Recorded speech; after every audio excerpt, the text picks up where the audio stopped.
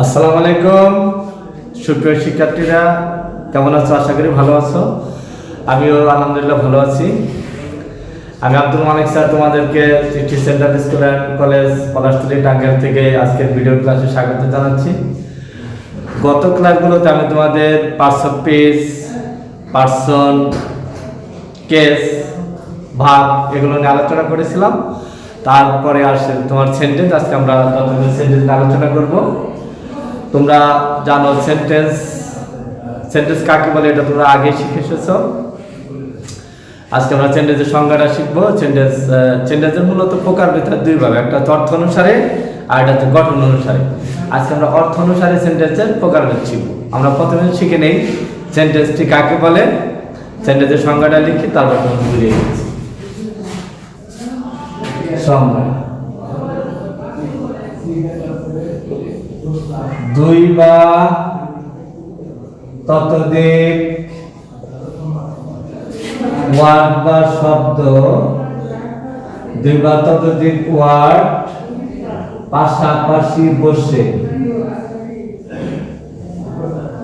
দুই বা ততোধিক ওয়ার্ড পাশাপাশি বসে একটি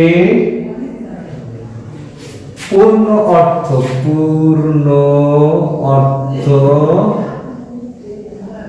প্রকাশ করলে তাকে সেন্টেন্স বলে।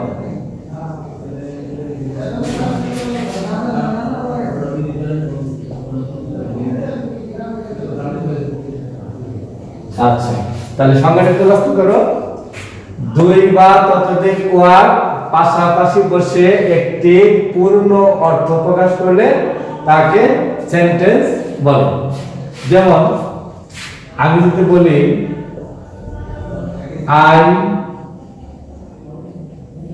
আই গো টু স্কুল, আমি স্কুলে যাই, তাহলে আমি স্কুলে যাই, আই গো টু স্কুল, একটি 1 2 3 4টি লেটার পাশাপাশি বসে একটি পূর্ণ অর্থ প্রকাশ করতে। আমি যদি বলি আমি স্কুলে, আর কিছু বলি না, তাহলে এটা দ্বারা পূর্ণ অর্থ প্রকাশ পায় না। সে আমাকে, আর কিছু বললাম না, তাহলে এটা দ্বারাও পূর্ণ অর্থ প্রকাশ পায় না। যদি বলা হয় সে আমাকে চেনে, সে আমাকে চিনে, তাহলে এটা দ্বারা পূর্ণ অর্থ প্রকাশিত হয়। যেমন হি নোজ মি, তাহলে সে আমাকে চিনে, তাহলে এটা একটা সেন্টেন্স, এটা একটা সেন্টেন্স। যাও, আশা করি তোমরা সেন্টেন্সটা বুঝতে পেরেছো। এখন আমরা সেন্টেন্সের প্রকারভেদ নিয়ে আলোচনা করব। আমি একটু আগে তোমাদের বলেছিলাম সেন্টেন্সের প্রকারভেদ হয় দুই ভাগ, একটা গঠন অনুসারে, একটা অর্থ অনুসারে।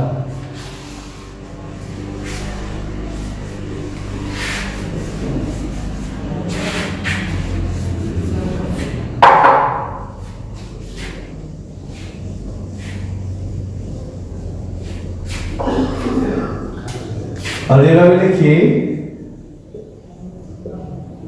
সেন্টেন্স প্রকারভেদ।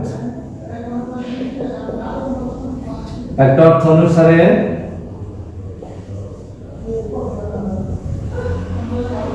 আর হচ্ছে গঠন অনুসারে। গঠন অনুসারে লক্ষ্য করো। তাহলে আমরা সেন্টেন্সকে কয় ভাগে প্রকারভেদ করব? অর্থ অনুসারে এবং গঠন অনুসারে। যেমন অর্থ অনুসারে সেন্টেন্স 5 প্রকার, তোমরা সবাই জানো: assertive, interrogative, imperative, optative, exclamatory. Assertive, interrogative, imperative, optative, exclamatory. আর গঠন অনুসারে সেন্টেন্স 3 প্রকার: সিম্পল, কম্পাউন্ড, কমপ্লেক্স। আমাদের সিম্পল, কম্পাউন্ড, কমপ্লেক্স নিয়ে এখন আমাদের আলোচনার বিষয় না, এটা আমরা পরে এক সময় আলোচনা করে দেব। আজকে আমরা অর্থ অনুসারে সেন্টেন্স 5 প্রকার, সেটা আমরা আলোচনা করছি। তাহলে দেখো,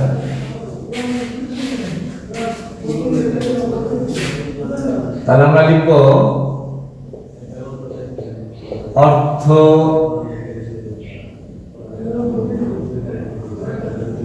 অর্থ অনুসারে সেন্টেন্স 5 প্রকার। অর্থনীতি সেন্টেন্স 5 প্রকার। এক number assertive sentence. Assertive sentence যার অর্থ হচ্ছে বর্ণনামূলক বাক্য বা বিবৃতিমূলক বাক্য।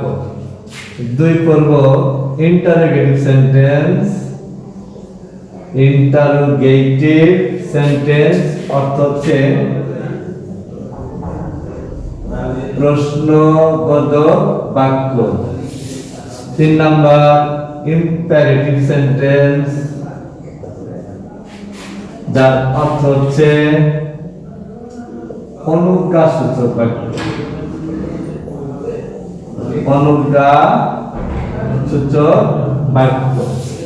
4 নাম্বার অবজেক্টিভ সেন্টেন্স যার অর্থ হচ্ছে ইচ্ছা বা প্রার্থনা সূচক বাক্য। আর 5 নাম্বার এক্সক্লেমেটরি সেন্টেন্স অর্থ হচ্ছে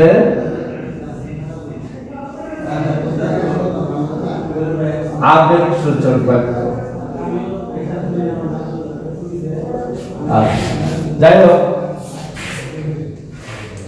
তাহলে আমরা শিখলাম অর্থনির্ধারক সেন্টেন্স,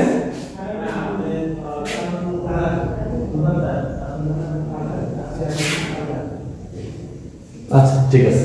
তাহলে আমরা শিখলাম অর্থনির্ধারক সেন্টেন্স 5 প্রকার: অ্যাসার্টিভ সেন্টেন্স বর্ণনামূলক বাক্য, ইন্টারোগেটিভ সেন্টেন্স প্রশ্নবোধক বাক্য, ইম্পারেটিভ সেন্টেন্স অনুজ্ঞাসূচক বাক্য, অবজেক্টিভ সেন্টেন্স ইচ্ছা বা প্রার্থনাসূচক বাক্য, এক্সক্লেমেটরি সেন্টেন্স আবেগসূচক বাক্য অথবা আশ্চর্য অর্থবোধক বাক্য। যার আমরা পর্যায়ক্রমে অ্যাসার্টিভ সেন্টেন্স কাকে বলে সেন্টেন্সগুলো সংজ্ঞা এবং প্রকারভেদ নিয়ে আলোচনা করছি। তাহলে আমরা চলে যাচ্ছি আলোচনা।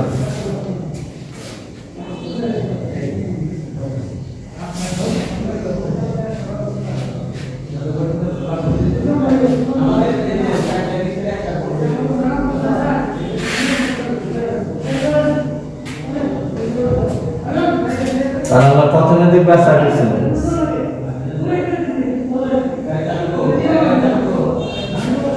অ্যাসার্টিভ সেন্টেন্স যে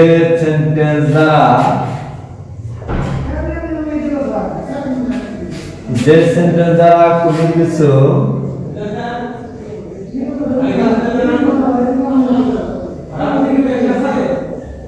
বর্ণনা করা বোঝায়।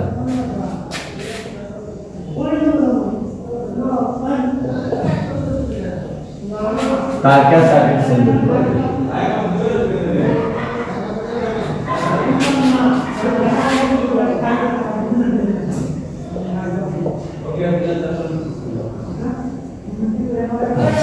তাহলে যে সেন্টেন্স দ্বারা কোনো কিছু বর্ণনা করা বোঝায় তাকে অ্যাসার্টিভ সেন্টেন্স বলে। এখন আমরা প্রশ্নতে বর্ণনা জিনিসটা কি এটা কি করে জানবো? একটা নোট লিখে দিই আমরা। দেখো,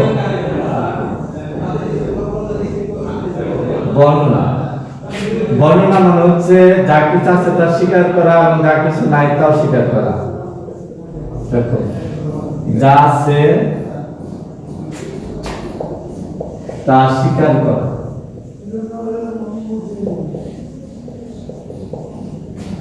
যা নাই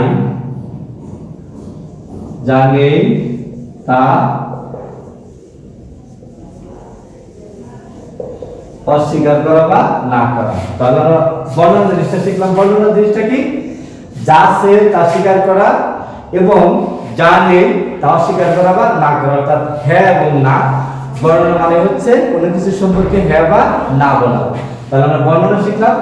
এখন আমরা দেখি একটা উদাহরণ। যেমন ধরো বললাম যে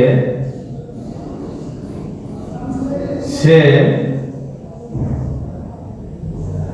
একজন ভালো ছেলে।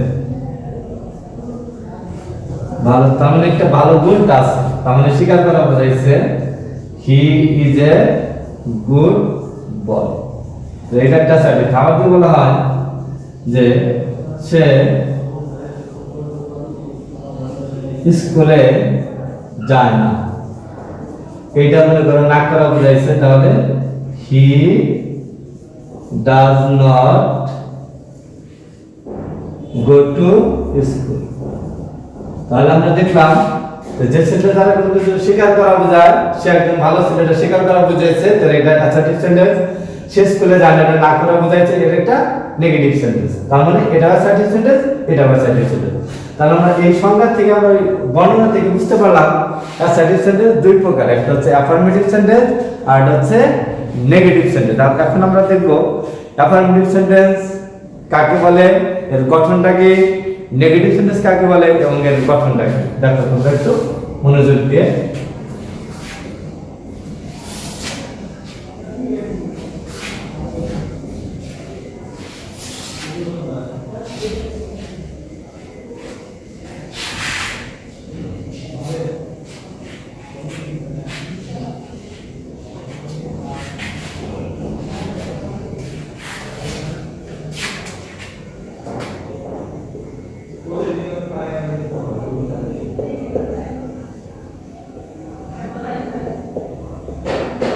অ্যাসার্টিভ সেন্টেন্স দুই প্রকার, একটা অ্যাফার্মেটিভ সেন্টেন্স, ঠিক হবে না, অ্যাসার্টিভ সেন্টেন্স দুই প্রকার। এক number affirmative sentence, affirmative sentence.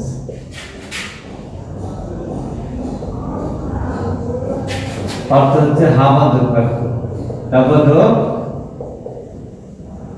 বাক্য। আর দুই নম্বর হচ্ছে নেগেটিভ সেন্টেন্স, নেগেটিভ সেন্টেন্স, এর অর্থ হচ্ছে নাবাদক বাক্য। তার অ্যাফার্মেটিভ সেন্টেন্স কাকে বলে আর নেগেটিভ সেন্টেন্স কাকে বলে, এটা আমরা একটু আলোচনা করছি।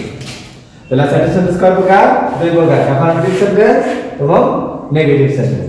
আর আমরা দেখব অ্যাফার্মেটিভ সেন্টেন্স জিনিসটা কি বলে, এটা গঠনটা।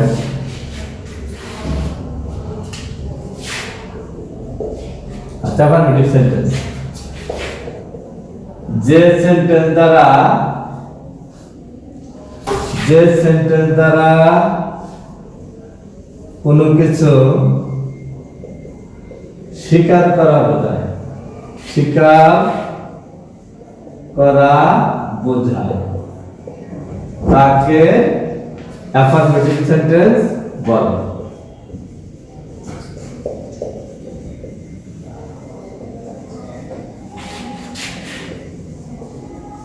আচ্ছা, এটা একটা গঠন আছে, কারণ হলো subject principal verb ATS plus extension. তাহলে সাবজেক্ট তোমরা শিখেছো কেস অধ্যায়ে যে নাউন নাম কি আছে মনে করে তাকে সাবজেক্ট বলে, প্রিন্সিপাল ভার্ব শিখেছো, বাক্যের যে ভার্বের অর্থ থাকে তাকে প্রিন্সিপাল ভার্ব বলে, আর এক্সটেনশন অতিরিক্ত অংশ। আর তোমাদের প্রশ্ন হচ্ছে টেস মানে কি, এতে অ্যাকর্ডিং টু টিতে টেন্স এসে সাবজেক্ট, অর্থাৎ তোমার এই প্রিন্সিপাল ভার্বটি টেন্স এবং সাবজেক্ট অনুসারে ব্যবহার করতে হবে। অর্থাৎ এই টেন্সের ফুল মিনিং হচ্ছে according to tense and subject. দেখো এটা উদাহরণ, যেমন আমি স্কুলে যাই,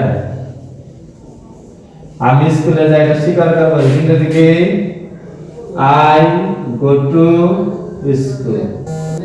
যদি বলি সে স্কুলে যায়, তাহলে কি হবে হি গোস টু স্কুল। যদি বলি সে স্কুলে গিয়েছিল, তাহলে কি হবে হি ওয়েন্ট টু স্কুল, সে স্কুলে গিয়েছিল। তাহলে দেখো এখানে আমি স্কুলে যাই আই গো টু স্কুল, এখানে গো হয়েছে, আবার সে স্কুলে যাই গোস হয়েছে, কারণ এই যে তোমার এটা present indefinite tense, subject third person singular, এজন্য আমরা ভার্বের সাথে একটা ইএস যোগ করে দিয়েছি। আর সে স্কুলে গিয়েছিল এটা পাস্ট ইনডিফিনিট টেন্স, যার জন্য আমরা সাবজেক্টের পরে ভার্বের পাস্ট ফর্ম ব্যবহার করেছি। তার জন্য আমরা বুঝতে পেরেছো অ্যাফার্মেটিভ সেন্টেন্সে এই প্রিন্সিপাল ভার্বটি টেন্স এবং সাবজেক্ট অনুসারে ব্যবহৃত হবে। এখন আমরা দেখি নেগেটিভ সেন্টেন্সটি কাকে বলে। নেগেটিভ সেন্টেন্স তোমাদের সময়ের স্বল্পতার কারণে একটু প্র্যাকটিস করে দিচ্ছি। দেখো নেগেটিভ সেন্টেন্স, তাহলে নেগেটিভ সেন্টেন্স মানে হচ্ছে নাবাচক বাক্য, যে সেন্টেন্স দ্বারা কোনো কিছু অস্বীকার করা বোঝায়, অস্বীকার করা বোঝায় তাকে নেগেটিভ সেন্টেন্স বলে, তাকে নেগেটিভ সেন্টেন্স বলে। মানে নেগেটিভ সেন্টেন্সের গঠনটা একটু দেখো। আচ্ছা, নেগেটিভ সেন্টেন্সের গঠন সাবজেক্ট প্লাস অক্সিলিয়ারি ভার্ব এটিএস, তারপরে not principal verb plus extension. তাহলে দেখো এর আগে অ্যাফার্মেটিভ সেন্টেন্সে তোমার প্রিন্সিপাল ভার্বটা টেন্স এবং সাবজেক্ট অনুসারে ব্যবহৃত হয়েছিল, কিন্তু নেগেটিভ সেন্টেন্সে অক্সিলিয়ারি ভার্বটা আমি তোমাদের গত ক্লাসে অক্সিলিয়ারি ভার্ব সম্পর্কে 35টা অক্সিলিয়ারি ভার্ব মডেল ভার্ব লিখে দিয়েছি, সেগুলো আস্তে আস্তে তোমরা ব্যবহার শিখবে। এখন দেখো আমি যদি এটা নেগেটিভ একটু লিখি, আমি স্কুলে যাই না, এটা কি হবে? I do not go to school, আমি স্কুলে যাই না। এখন যদি বলা হয় সে স্কুলে যায় না, তাহলে কি হবে? He does not go to school. আচ্ছা, যদি বলা হয় সে স্কুলে যায়নি, সে স্কুলে যায়নি, পাস্ট ইনডিফিনিট টেন্স, তাহলে কি হবে? হি did not go to school. তোমরা একটু লক্ষ্য করো এই সেন্টেন্সে দেখো আমি স্কুলে যাই না, বাক্যটা কি করা হয়েছে? অস্বীকার করা হয়েছে। যেহেতু অস্বীকার করা হয়েছে তাহলে বাক্যটা নেগেটিভ, তাহলে ইংরেজি কি হয়েছে? I do not go to school. আবার দেখো সে স্কুলে যায় না, এটাও অস্বীকার করা হয়েছে, ইংরেজিটা কি লিখেছি? He does not go to school. কেন ডাজ দিয়েছো? কারণ present indefinite tense, subject third person singular, এজন্য আমরা ডাজ ব্যবহার করেছিলাম। আর আগের সেন্টেন্সে ছিল এটাও প্রেজেন্ট ইনডিফিনিট টেন্স, কিন্তু সাবজেক্ট ছিল ফার্স্ট পারসন, যার জন্য আমরা ব্যবহার করেছিলাম ডু। এগুলো আমরা টেন্স যখন পড়াবো তখন তোমাদের এই ডু ডাজ ডিড এর ব্যবহারগুলো ক্লিয়ার হয়ে যাবে। আপাতত শুধু বুঝে নাও যে নেগেটিভ সেন্টেন্সের অক্সিলিয়ারি ভার্বটি টেন্স এবং সাবজেক্ট অনুসারে ব্যবহার করতে হয়। তাহলে সে স্কুলে যায়নি, he did not go to school, সে স্কুলে যায়নি। তাহলে আজকে আমরা কি কি শিখলাম?